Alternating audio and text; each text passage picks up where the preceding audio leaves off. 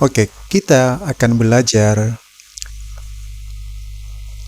tentang aksara Batak. Huruf dasar aksara Batak adalah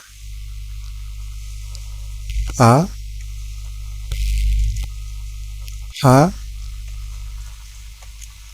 Na, Ra, Ta, Ba, Wa, I, Ma, Nga, La, Pa, Sa, Da, Ga, Ja, U, Ya, Nya. Inilah huruf dasar aksara Batak.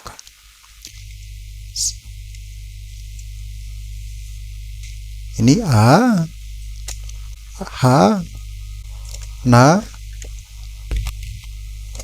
Ra, Ta,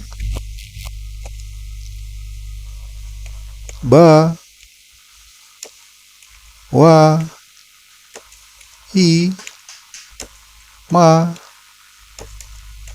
Nga, La, Pa, Sa, Da, Ga, Ja, U, Ya, Nya.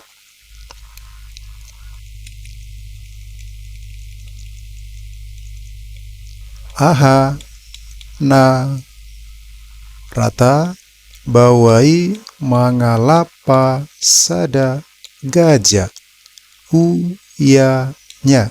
Jadi mudah untuk mengingatnya.